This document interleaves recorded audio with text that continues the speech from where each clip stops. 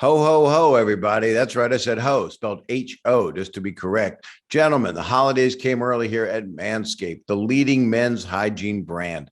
Manscaped just launched new products, including their all-new ultra premium body wash and a 2-in-1 shampoo and conditioner. Hello, it's time to give yourself or someone who needs it, you know who they are, the gift of beautiful skin, hair, and balls this holiday season. I don't know. They hang from trees. Go to manscaped.com and use code SAGET20 for 20% off and free shipping. That's manscaped.com and use the code SAGET20 for 20% off and free shipping. Thank you. Ho, ho, ho.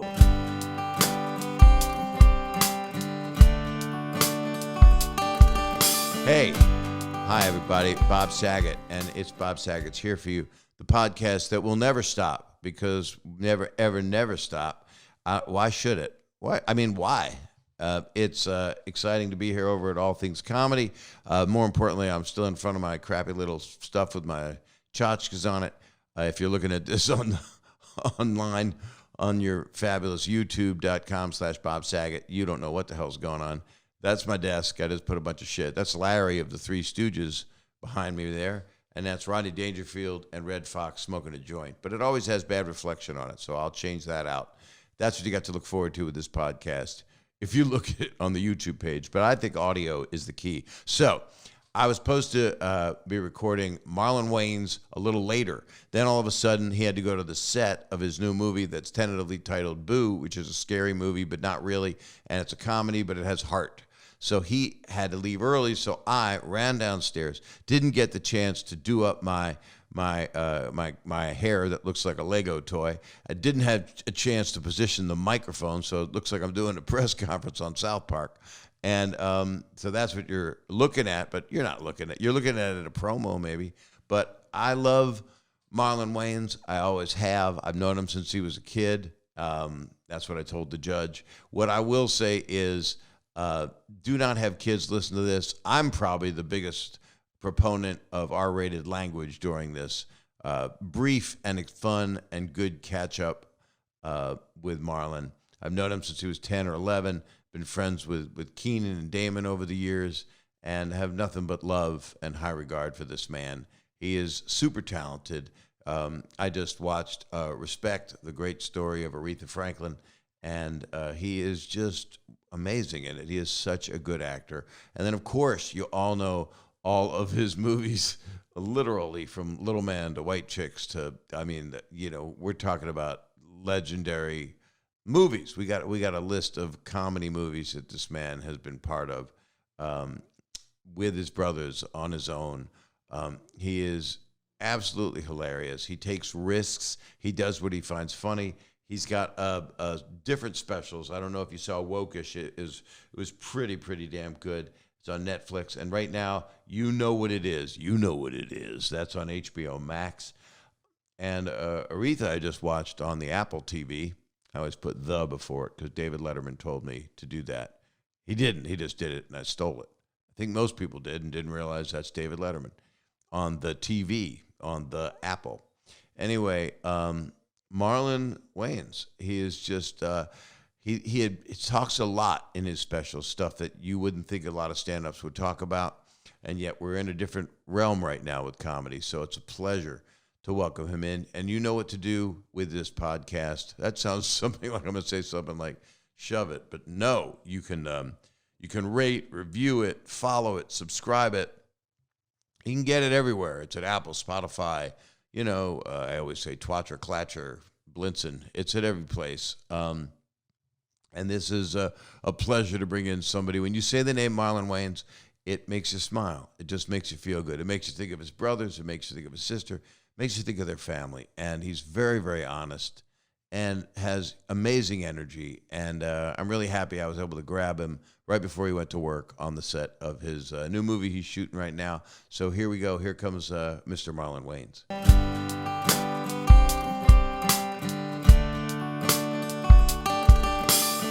Oh, yeah. Oh. So handsome. Doesn't matter what level you're at. Doesn't matter where the camera is. You're so handsome. What's up, Bob Saget? Marlon.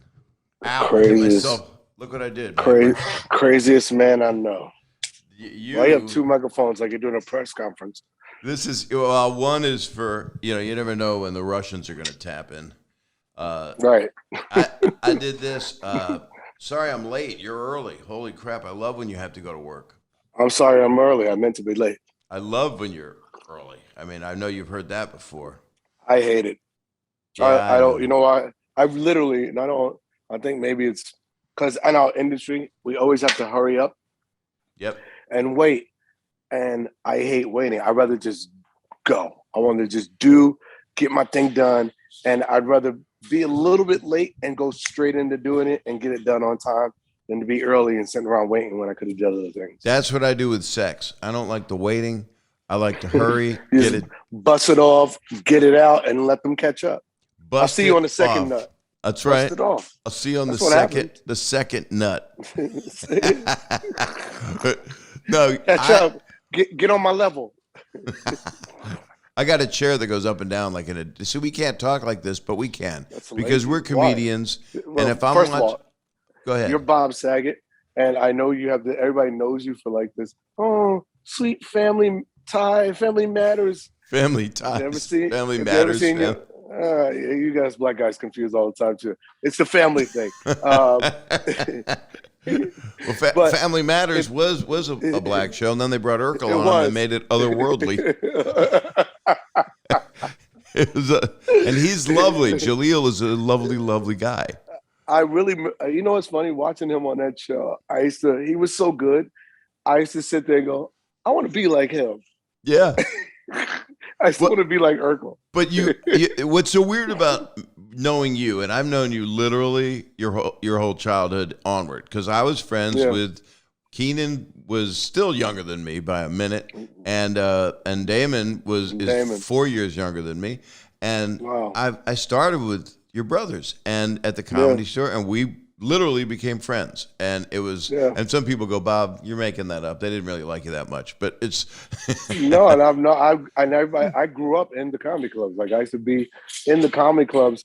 I swear to God, like 12 years old with Damon, watching him put together a set or go watch Keenan do a spot. And so I met all you guys.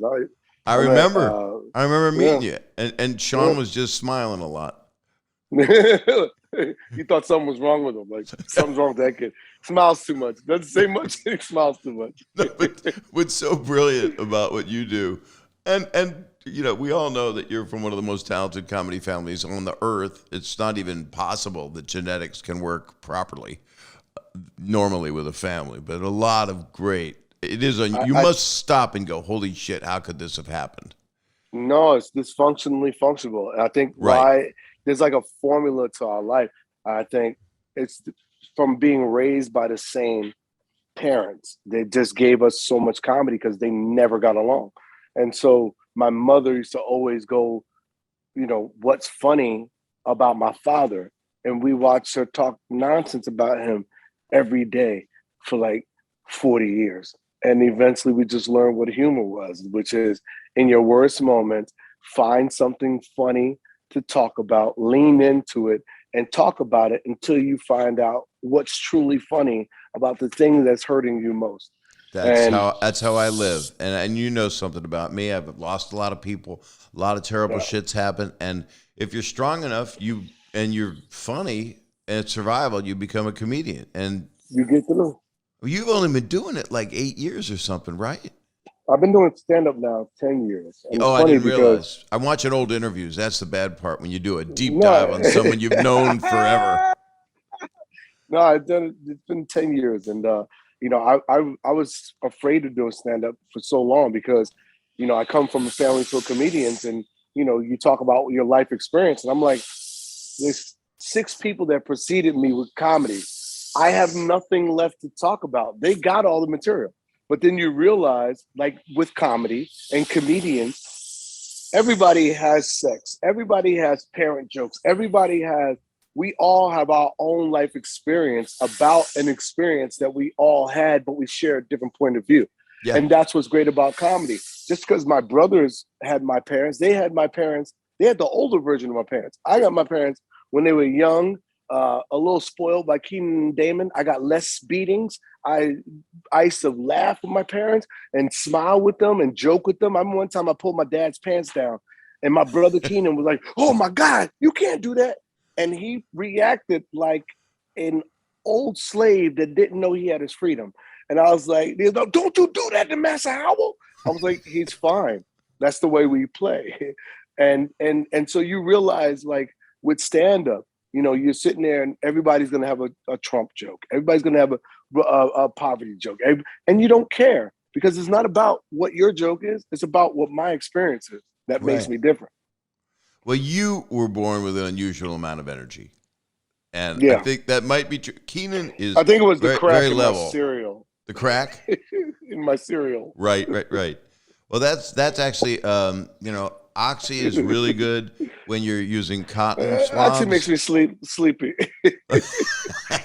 That's going to be the soundbite. That's what we're going to use for the promo.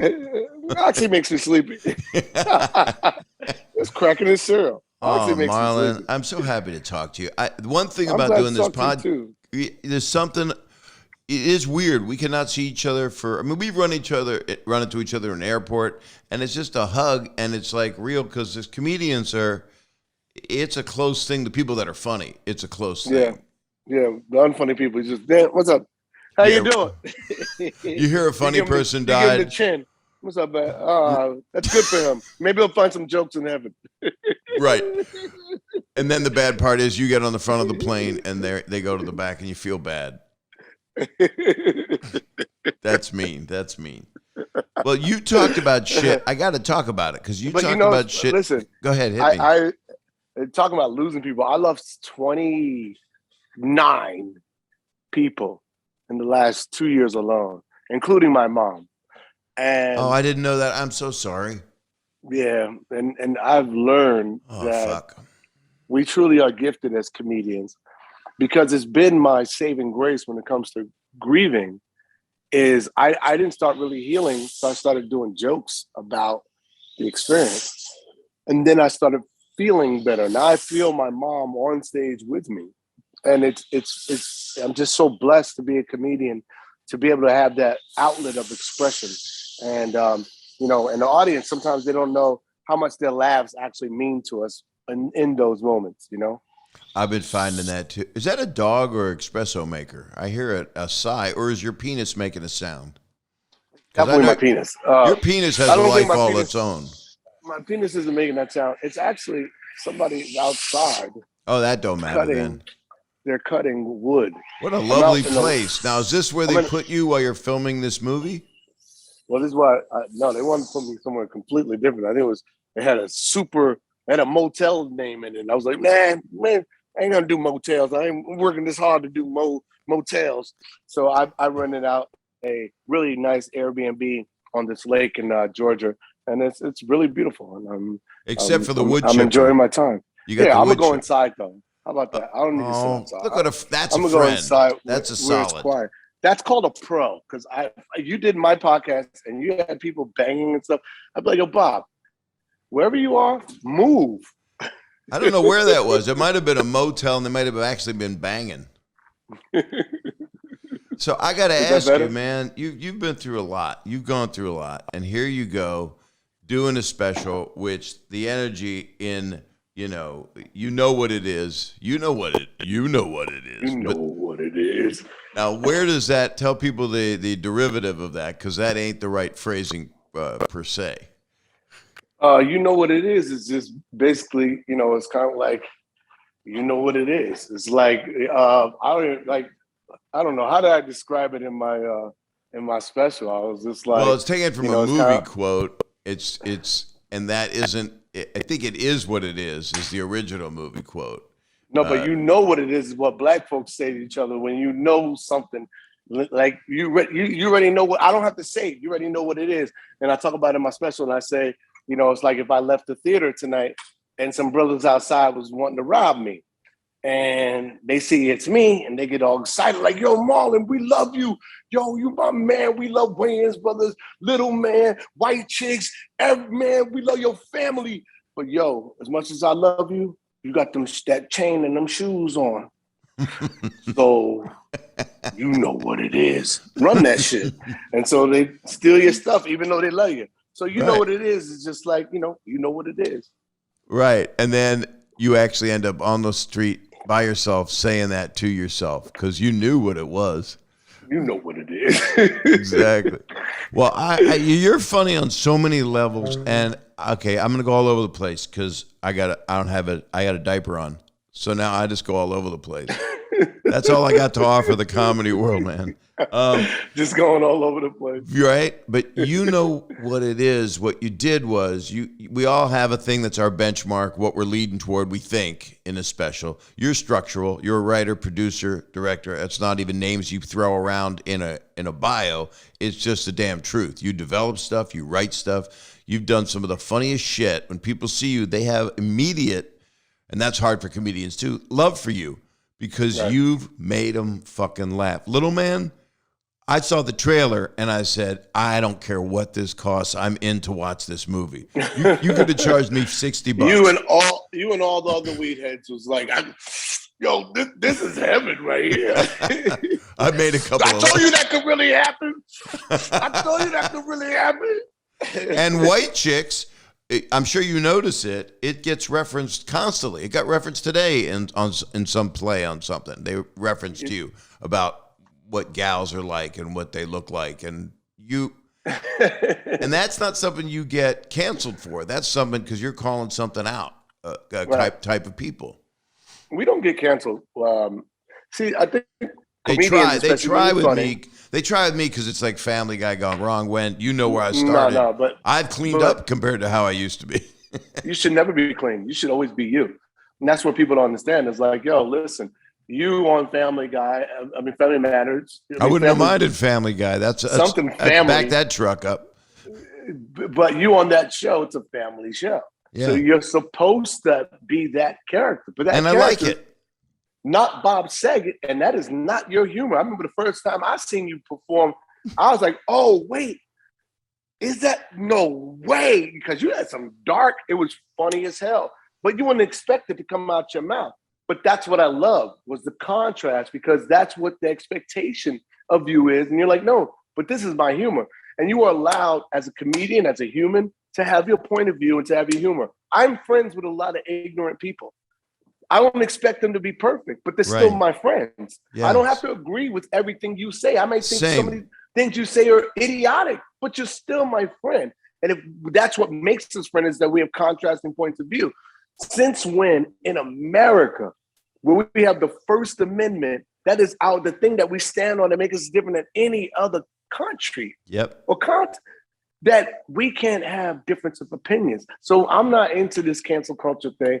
You know, I'm just like, yo, say you, be you. I'm gonna love around you. Because I mean, if you can't become, I grew up in the projects of New York City, and some of the people, we had racist jokes. We cracked jokes back and forth on each other's race, on each other's backgrounds, on each other's religion. Like that's what we did.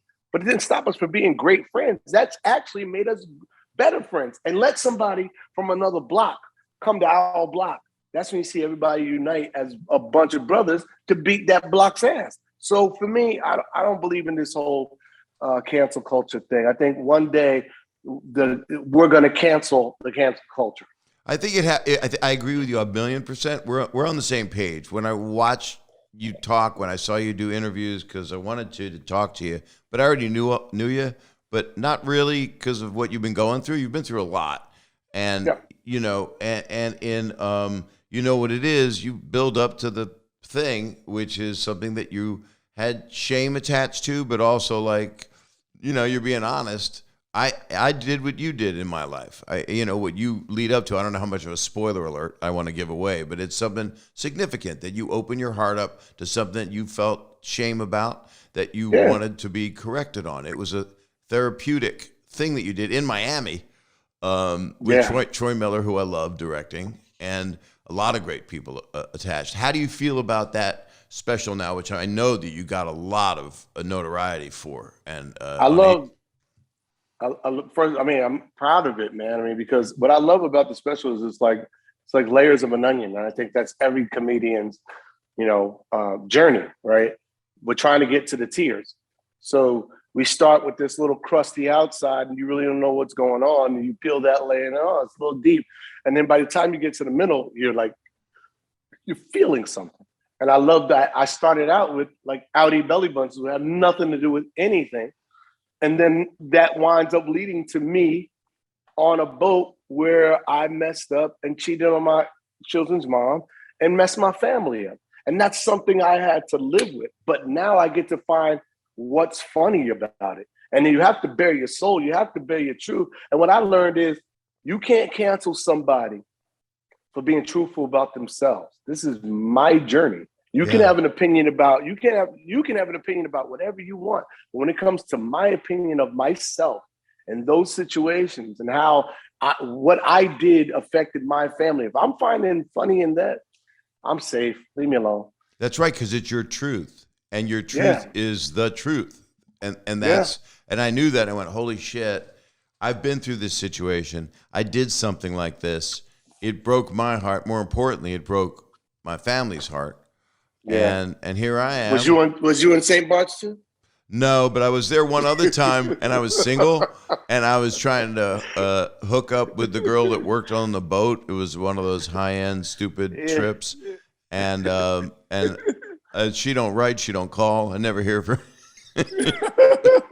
But I'm happily married. I got my ex-wife coming over for dinner for Thanksgiving with my kids. I mean, I never thought I'd see that day. I mean, pain can heal, Yeah, man. And sometimes it's like you get I have a better relationship now with my children's mother than I did when we were together. Like, we're truly like best friends. Like, she loves me. The unconditional love I always asked her for. Now we're just living. I mean, minus the sex, but other than that. Right. But now let me ask you that. She wasn't doing that much sex with me anyway. But the point is. Sex with you is good. Now, I don't want to say great. I remember. Amazing. I thought you didn't hurt me. I don't remember. I didn't get how flexible you were. It's nice to have your ears pinned back, your legs pinned back.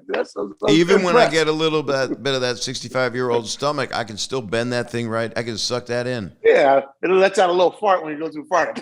Well, you got to fart. That's like up. Yeah. That tells someone a train's coming. But everybody, whenever you say Marlon and you always get associated with your family, you do the best Damon impression on the earth. I mean, it's literally. Well, it's such an obscure impression. Like, it's just like it's one of those. Who does a Damon Wayans impression? And the thing is, we look alike too. He's so evil. Mm-hmm. I love him.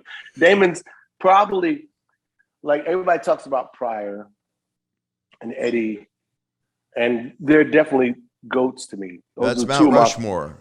Favorite. Yeah. But Damon Wayans is my goat. Damon is, to me, the greatest comic that never got the real accolades he deserved as a stand-up. And if you see his new set, he's even funnier now than he was back then. I believe that. And he's such an inspiration to me because I'm on my second special and I watched Damon just get rid of material like, and he could have put those in specials and never did it. Right. And I did my special and he taught me, you do your special and you retire the material. I will never say any of those jokes on a stage again. That's because exactly where I'm at. Time. Yeah, I got a new 90. I can't wait to film it, and then I'm done. And then I want to do it more because I think people need it. I think that's why you're drawn to stand up right now too. Absolutely, is people need you more than ever, and you're going, and you got dates coming up, and I'll be plugging it at the front and at the end. I need them. I need them. I need them. I need them because they're my therapy. I sit with therapists. One-on-one is not enough. I need to talk to a few thousand people and lay my problems out there and hear people laugh and come up to me after the show and go, man, that was that thing you said about your mom. I needed that. Like, to know that you're actually healing people and you hearing that you helped somebody in your own strange thought helps heal you. Like, okay, I'm on the right path. Right. I needed the people. I was depressed, man. My mom died. COVID was, we was in quarantine. I'm so sorry. Holy shit. I want to reach out to Damon. Will Damon pick up? Damon can Damon's cool. Damon will pick up Keenan. You on your own. Keenan got one of them old iPhones with they don't tell you what the call ID and right. So he don't know. He just looks at his phone and goes, I don't think I'm gonna pick that up. I'm gonna do the call because he wrote a show for me. He and Don Rio. We went to Hawaii. We were positive ABC was going to buy this show. And we wrote together every day. And then we drank Louis at night. And then we were positive it was going to sell. But the president of the network ended up having sex with everybody. So they got rid of him. And he didn't like it anyway because he was too busy having sex. Bad sex. Well, I was about to say, he didn't like the script or the sex. I think the other people didn't like the sex. I think he did because deviants don't know. But, this special and your last one, Wokish, that was your first stand-up special, right? One. Yeah. And that was more about the state of the world and pop culture and hip hop. That's like your first special, right? Yeah. And your first special is the layers of an onion, right? So it's about the world. And you really don't want to pick up a mirror because you're picking up a magnifying glass. And you're just trying to learn how to tell bits, how to tell jokes, how to do characters, what your comedic style is. And my brother, Sean, was like, don't put out a special yet because you should make sure it's personal. I said, no. This is where I'm at after doing stand-up for 8 years. I'm going to bookmark this. Yeah. And I want to see my progression every 2.5 years after that. I'm doing a special. Why? Because I don't want to sit on material for 5 years. I'm growing and evolving as a human being. Yep. So I want to say, this is what I want to express right now, like art, like a painting. I don't want to sit on something for 20 years and I'm crafting the perfect special. There is no perfect special. And there's no time. There's no time anymore. It's right. It's like my last special was 4 years ago. That's a long time, but now I've got 2 hours. I don't know where it came. Right. I know where it came from. It came from what it all came from. Came from people dying. It came from life. Yes. It came from COVID. It came from what the fuck is wrong with everybody? Why do people hate each other? Because I have friends that I don't agree with, but I love them. If they're not going to be mean to me, if they're not going to, I can't do cruelty. I can't do negative. But you come from the same place. You come from ignorance is bliss, man. Sometimes you just go, you really think like that, and you get intrigued. Like, why do you think like that? Like, and that's okay. To still be friends with people like that. Like, who are we to start not being friends with people because we think differently? This to me is it's not an American thing. This is Twitter's, this is Instagram's, this is social media programming our thinking to think that we have to think a certain way. No, we don't. We are in America and we can choose to think however the hell we want to think as an individual, and it's on each other to accept people and help grow people. We're not all going to be a cookie cutter like this way we all think. I'm sorry, no. We have a First Amendment. Think like you want to think. Just don't be disrespectful and don't be stupid. Well, people are trying to re-rig what the First and Second Amendment even means, and that's what's wrong. Is the forefathers? There's only 4 of them. And they had no foreskins. They were the 4 skinless fathers. And they did no foreplay. They didn't know foreplay, and they loved the 4 Tops. But they, because that's an old group. I saw them in Atlantic City, but I was a kid. But I went to Independence Hall, and Independence Hall in Philly, they opened it up because they said, "Bob, come on in. You're from Philly," and they opened up the top for me, and I showed it to my wife, who's a history nut. And they said this is where the Jefferson and the room where it happened in Hamilton. This is where they fought. They'd get drunk. They'd fight over shit. They'd fight. Get in fights downstairs. Mm-hmm. They kept it cleaner because they had the press there. And then I went, well, and then the big issue comes up with we have to do what our forefathers did, and then it always comes up, but they had slaves, and so then the conversation just where does that go? Right. But let's not do what they did. How do we get better? All of this should lead to how do we get better? It's like we can't erase history. As a Black person who used to sit in history class and feel shame when they talked about slavery. As a young man, you start sinking in your seat, and we don't get cool till like Martin Luther King, and because that was then. Right. But if you look at the progression of us as a people, there's so much to be proud of, and so much to be proud of about slavery, because there was so many strong people that came through that adversity, that raised children, that got land, that really wound up doing something. And so we're so afraid to, and so ashamed of just the thought of slavery, that we're not really honoring what and how that groomed us and made us special. And we can't erase past. We have to learn from the past and get better. And don't forget, there's some really strong, great people that were grown in that soil. And, so for me, I look and I go, this is just a moment in time. This whole cancel culture thing, it's just a moment in time. And I know we're going to get past this and through this. And as a comedian, I'm comedian first. And that's funny, right? Oh, I'm you're black? You're black? I'm comedian first. I'm black second. Hold on a second. You're black? I'm a father third. Oh, you got the wrong. Oh, you got the wrong. I'm so sorry. I got the wrong Zoom. I'm ashamed to say this because people get mad at me, but I've always wanted to be black. When I was and I see that. At the Comedy Store, I'd be around Richard. I'd be around your brothers. I just didn't want. I did Fat Tuesdays for as long as I could. I just didn't. I didn't find my voice. I was trying to find out how can I be the funniest people, because all my favorite comedians, not all, but I mean, all funny people are my favorite people. But for a few years there, I was a confused, tall, white man that looked like a Jewish guy that looked like a dentist.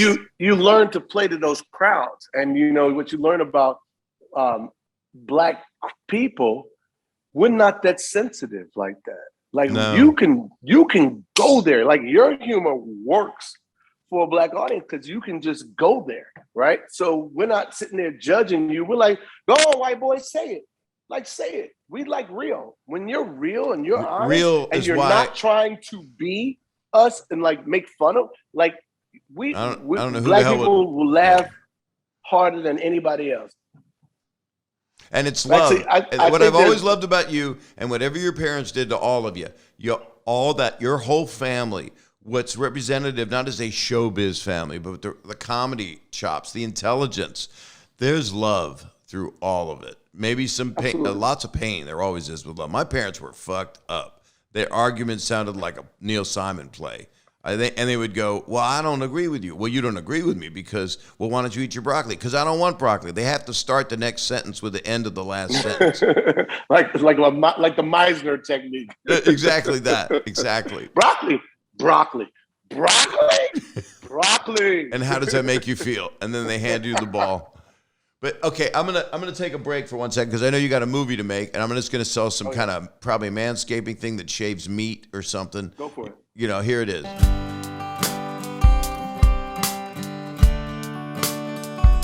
All right, everybody, jingle balls to the walls, fellas. Listen up. Look, I don't write it, but I sure do preach. Untrimmed pubes are a thing of the past, and it's possible you have Santa's beard in your pants. Now it's time to leave your significant other some cookies and milk at the bottom of your chimney, and I'm talking about the Manscaped Performance Package 4.0. That's right. This is important because there are times where you can be scrappy down there. You don't want to be like Rip Van Winkle. You don't want to walk by a chest of drawers in the middle of the night and have a ZZ Top nanny goat beard. Next thing you know, you're caught on a drawer and you snagged your bag. That's not good. You want to give a good gift to someone that will keep that from happening. You understand. Inside the Performance Package 4.0, you're going to find the signature Lawnmower 4.0. And this electronic trimmer has proprietary advanced skin-safe technology to reduce cuts on your nuts. There's geniuses at work here. I've got to hire these interns. It's also waterproof, so you can use it in the shower. It's like a gift to your partner with less mess. The Manscaped Performance Package 4.0 also includes the Crop Preserver and Crop Reviver, an anti-chafing ball deodorant, moisturizer, and toner. It's time to keep your North Pole feeling and smelling fresh. I need this writer. This hygiene bundle will also come with a pair of Manscaped anti-chafing boxers that'll keep your junk feeling fresh all day. The perfect package for your perfect package. Manscaped is going beyond the groin with their new ultra premium body wash. It's infused with aloe vera and sea salt to keep your skin feeling clean, nice, and moisturized. And they also just launched their new 2.1 shampoo and conditioner, which has a key ingredient with benefits that include hydrating, nourishing, conditioning the scalp, and strengthening your hair at the same time. 'Tis the season to load up on Manscaped products. So get yourself, your dad, your brother, your friends, your significant other, whoever they are, it doesn't matter. Get them the best gift of all, the Manscaped Performance Package 4.0. Get 20% off and free shipping with the code SAGET20. That's SAGET20 at manscaped.com. Every guy out there needs to add Manscaped to their wish list this season. So do it. And when I say do it, I'm saying you get 20% off and free shipping with the code SAGET20 at manscaped.com. That's 20% off with free shipping at manscaped.com and use the code SAGET20. Clean up your nuts and make Santa proud this year.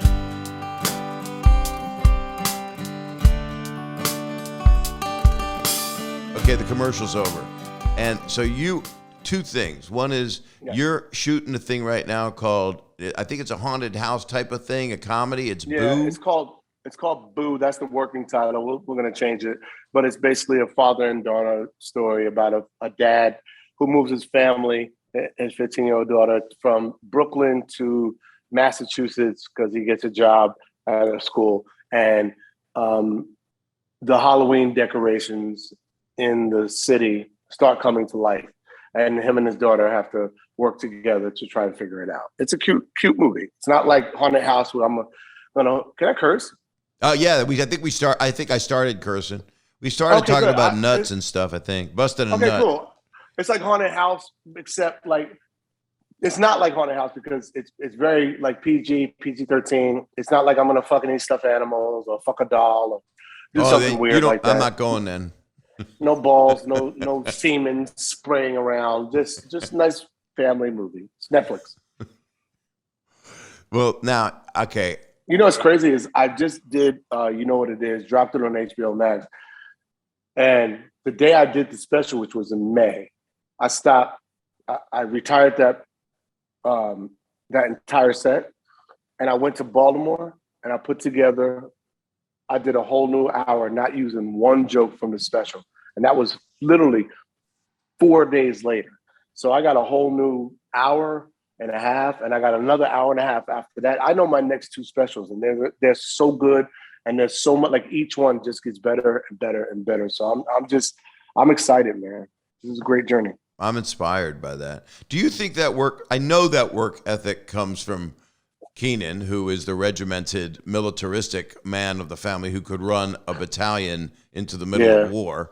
And Damon is just a comedy factory and such a knowledge. You're right. He is one of the best stand-ups. Yes. And what made me think of him from the very beginning of this conversation was you mentioned something about bust a nut. And I remember him years ago, and this is going to be dirty, so no kids listen. He would say, why does every porn movie have to end with a guy busting a nut on somebody's face? And I would go like, Damon, you're saying that? I don't talk that way. And he kept working it. And I think finally he retired it because he found it hilarious. And the reason he found it hilarious is A, he's watching the porn, and two, he's going, that's not how I have sex. You know, that doesn't make sense. Like, who goes, wait, get down. Oh, you're gonna miss it. Let me put it where I wouldn't want it to be. By the way, who has time to do that? Like for me, when it comes, it's coming. I'm not gonna make it up there. Wherever it goes, it goes. You might even hit the goat in the petting zoo, wherever you're at. It's usually the back of the stomach. I'm too lazy to even pop up that high or go down to the feet. Do you see yourself getting in a serious relationship, or do you think it'll happen when you don't expect it? I gave you no real option. Sorry, I gave you no good options. I see myself getting into a serious relationship. I'm getting older, you know, and as you get older, when you're young, it's like, you know, you want to keep your options open. As you get older, you realize the options are closing. And what I don't want to do is miss my window. I don't want to be the old guy in the club. I don't want to be the guy I don't want to be called, I don't want to be Zaddy.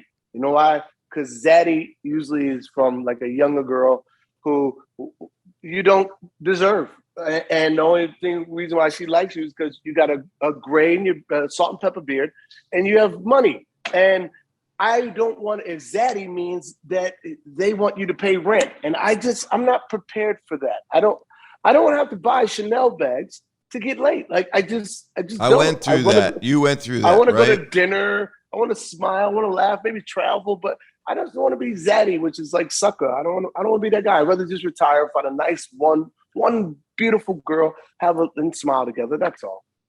That's and enjoy each other, and you do want the sex. I know you do, because you're a person. I mean, even though you don't do much, you just lay there and let it drip out, however it goes. Oh no, I'm a porn star. Oh, so you see, that is the point. That we're back where it started. I'm a porn star. I'm Daddy Long Leg. That's what they call me, babe. Zaddy Long Leg. If you could text me some clips, that would really help my marriage. No, well, you got to work your hips, because I know you still do the straight back thing. That's Pilates. They give you put your hand here. You have to let that. You got to let it grind. You feel that? That's what you got to work on detaching your back, your lower lumbar from your butt. Because right now you guys do this one motion. No, you got to that. Yeah. Well, I do that. I do that. Yeah. And I can get the legs like a grasshopper and everything. They can be all which way. The only problem is I'm missing a vertebrae, I think, right above my ass bone. You may be able to get that fused. Yeah, I made a mistake. Unfused or you may have stenosis, and that doesn't work for grinding. So well, I got a tail. My backbone comes out of my ass. It's a shit tail. It's a tail. It's a bony thing covered in shit. It's fucking crazy. So okay, I'm gonna change gears again because I love driving. I got no comedy ever in me again. Okay, I watched Respect, and you really do your research. Well, not just my research. I'm going to talk to an old friend, and I wanted to. And I've seen you act dramatically before. You've been in some really amazing pieces of work. A Requiem for a Dream. Holy shit! I can barely watch that movie. That'll get rid of your heart on that movie. Was that a difficult experience? That one? It was hard, man. I mean, I think all dramas are hard because, but it's still easier than comedy for me, right? The way I process life, first of all, I'm dramatically trained. I went to performing arts high school. So drama is something that's what I learned. Stand-up is something I inherited. So, I was born into this funny family, and I started doing stand-up comedy late. But as a comedian, the way we process life, as soon as something bad, tragic happens to me, I immediately go, okay, what's funny about it? Because the sooner I get to what's funny, I take it in. As soon as I put out what's funny about it, the closer I am to healing.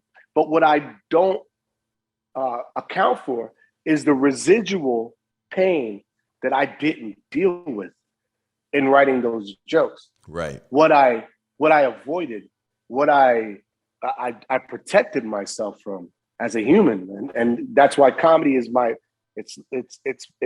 monster that protects the little boy.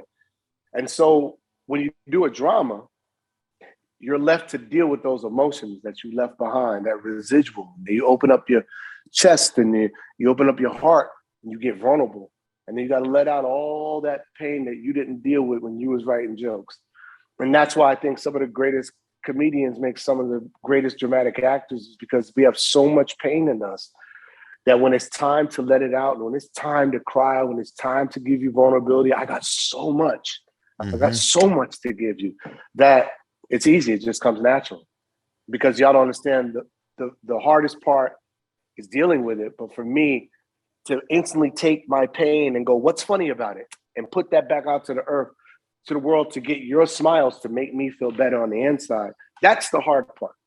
Right. So when I get to open up and let it out, I'm grateful to do a drama. Well, the thing you did in Respect, which I recommend to everybody to see. I mean, obviously Jennifer Hudson is a gift. It's an unusually realized performance, besides the fact of her gift of singing, but her acting and the arc that she goes through to be Aretha. Yeah. You said urethra. Urethra. I actually had Urethra a joke. Franklin. I put it away. I said, I talked about my urethra, and I said, I'm not going to call it that. I'm going to call it a pee hole because urethra is my favorite singer. And then I realized I don't want to offend anybody. Is that offensive? I don't want to offend. And Aretha got up like, oh, hell no. Exactly. That's what I thought. How would she respond? Not well. So your performance, man, it's fucking unreal. It's so good. My assistant just came in and made the most noise. I think she went and got the guy's blower and brought it in here. She is so nice, by the way. We've been texting all night pictures of each other. She drives me crazy. Well, I think she's a sweetheart. So get rid of her if you have to. I'm glad you like her. You want her? I'm a mail it to you. Come here, Shantae. Come say hi to Bob. He sings your praises. You're gonna mail her to me. That's nice. He gets on my damn mail. Shantae, thank you so much. Okay. You're so nice. Thank you. Thank you, Shantae. Bye. I'll take her. Kelly and I could use a good assistant, but I mean, she's a doll. 805. I'm joking.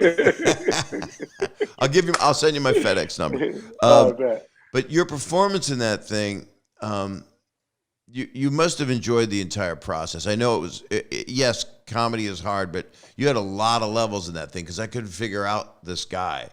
And it took a while to figure out what kind of a person. Can you walk me through a little bit with the director? And she was, I would assume, a pleasure to be with. Lisa Tommy's a visionary and probably one of the greatest directors I've worked with, just dramatically. She just knows how to tap in.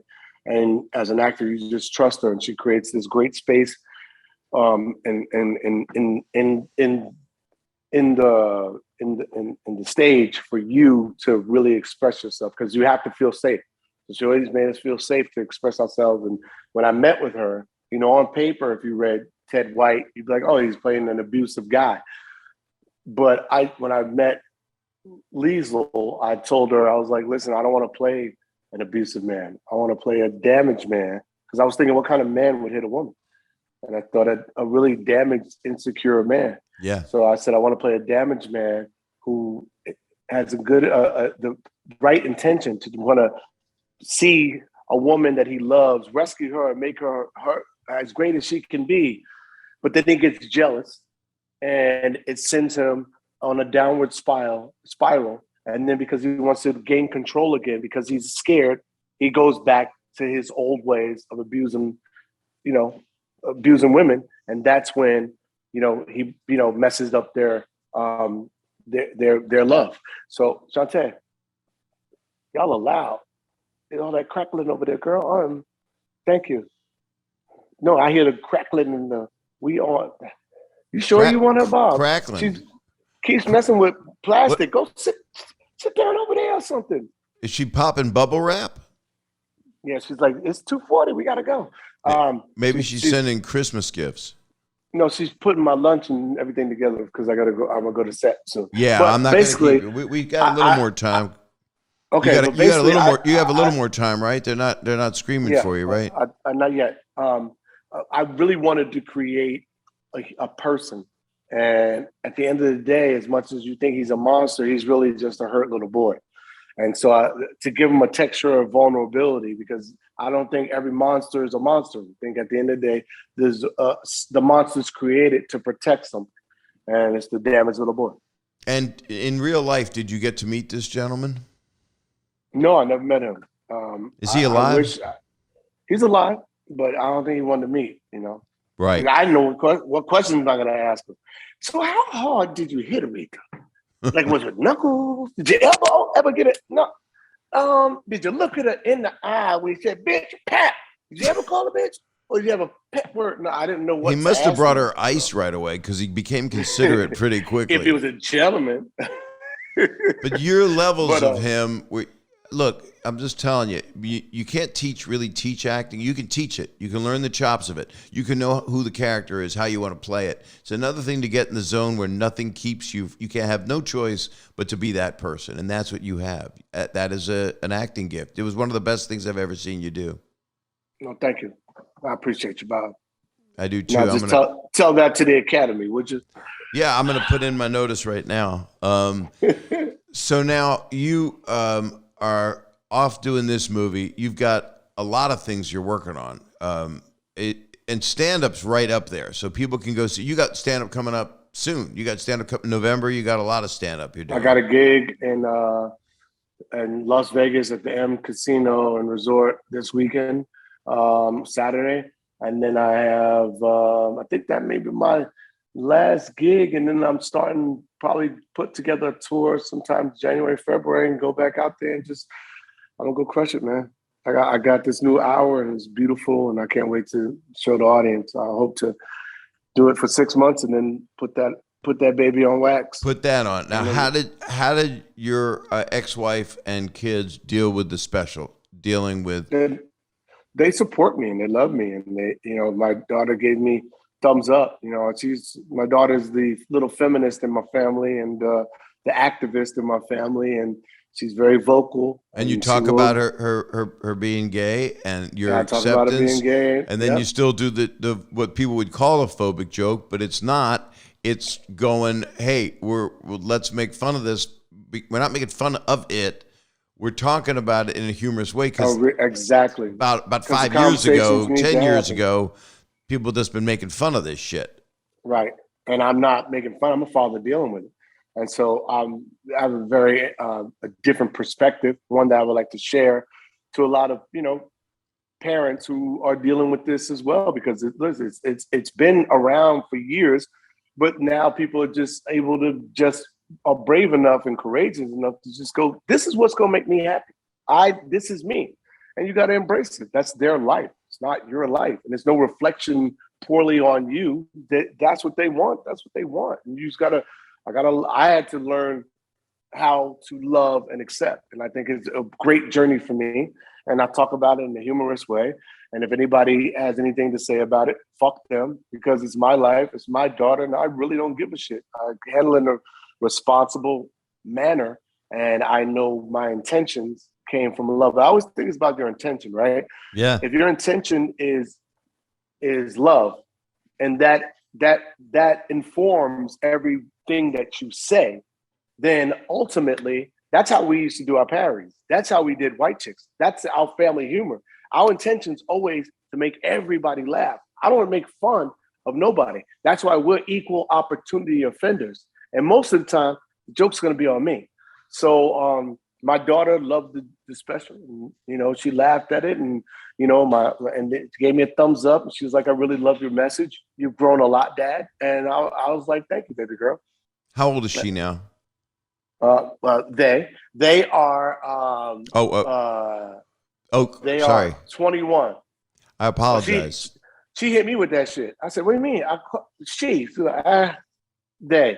I was like, but there's only one of you. The shit turned into like a whole. Will that change again? We who's don't know. On first? That might change, right? With pronouns. But what if we all want to go then? Or if I go with you, are we they? No, fuck that. I'm we as fuck. And she's like, "Who's we?" I don't know. Who they? What about your son? My son, he's a lot like his dad, but calmer. I don't know if he'll ever do stand-up comedy. My daughter's actually hilarious. Right. She can do it. She's a really funny writer. My son is really funny as well, but I just think that he's a little cool, but he's just a dope human. He's slowly becoming one of my best friends, and that's what I always wanted, was to have my kids be like my besties, and it's happening. So, and when you have a public thing, I can't wait to go get them drunk in Vegas. Woo! Yes, you want to get day drunk. I'm getting day drunk. I had one more thing that couldn't help but come to mind. So here I am watching Respect. You are very handsome. You are a leading man. I could see you playing anything from a espionage person to a serious damn drama to being the lead in a comedy. And then I watch your special, and then you're talking about being pigeon-toed. Are you truly pigeon-toed? As fuck.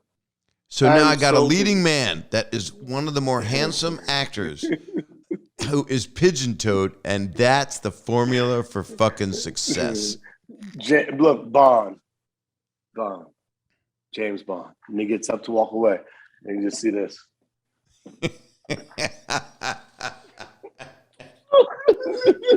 I just want a small piece of the merch. I want the shoes you make. I mean, that, by the way, that's the comedy thing. Without that impediment, you'd be in a Spike Lee movie 10 years ago, because you can't shoot a basket with pigeon toes. I did actually. I did a bubble room, and I did 6-man. Like, when it comes time to do it, I do a thing where I zone out and I get into it. And actually, I've been working on it and working with somebody to stretch me, because I do want to do more action and things like that. So I'm starting to work on, the structure of my body and getting that right, But the comedian in me will always allow my hips to go back in to allow for my pigeon toes, because I don't know, I just think they're cute. They'd be a wonderful thing to do in a movie like that, and do the walk away as a joke, as part of it. But then you just finally let go of all the work you've done to get rid of that fucked up thing. I walk like a duck. I got a duck walk, but I can present that. But that's so much sexier than pigeon toes, I got to tell you. I don't know. You're a pretty sexy guy. My daughter's pigeon toes, and which is great, because I always knew she wasn't going to be a stripper, because I don't know any pigeon-toed strippers. Like, hey, please welcome to the stage. Bow-legged, yes. If your daughter's bow-legged, her body's meant to wrap around a pole. Pigeon toes, you never. Please welcome to the stage. Are mine. And she gets up there, and you just see them legs, and then she starts dancing like this. Not gonna happen. There has to be some dude out there. I mean, guys, people are into feet that would be wanting number one on the box to check off. You got any pigeon-toed strippers? Can I have a private booth with one-on-one? In the bunions. Get me the pigeon-toed girl and the one with the bunion. Are you writing anything else now that you want to tease, that you want to keep it quiet? I'm hoping to get a green light for my pilot that I wrote with my partners, Rick Alvarez and Rick's been with you a long time, right? Yeah, absolutely. My producing partner and writing partner, and then Diallo and Bashir, who are some really, really talented writers. We wrote a pilot for my next series called Book of Marlon. So we're waiting for HBO Max. So I'm waiting for a green light for that. And then hopefully we go to series on that. And Book of Marlon is basically about all the trauma that's happened in my life, and, whether it be dating or life, and what it is to be, it's after life, after the boat, after you fuck your family up, where do you go now? And so Book of Marlon, I call it Book of Marlon because it's everybody's journey to me is biblical, right? Except for me in comedy, most people in the Bible, you get lessons through all these tragedies. I had all these tragedies and I get jokes. And so I call it the Book of Marlon because I give those lessons to the people in the form of jokes. And that's trying to get positivity out of the hardest circumstances, which is the most difficult thing anybody. That's a gift if you can give somebody even one iota of that, you're helping somebody. Absolutely. And especially helping myself. I need it. Yeah. And when you do Book of Marlon, is it present day? Does it pick up? You wake up in the morning and you're at the beach? Present day. Are you at the beach when you wake up? Definitely not at the beach. No, not. I don't start there. That would be nice though. That would be dope to start right in the next day when the phone is. No, we're gonna flash back to that. Yeah, it's a different world. You don't go to a lot of casting sessions anymore. No. But you can't change who you are. But you're progressing in such a beautiful way, and you're so.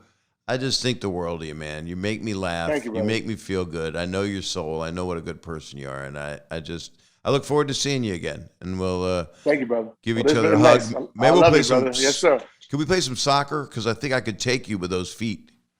Oh, definitely. I don't know. You got a hook shot? I have a mean kick. It goes this way and then it curves that way. So I don't know.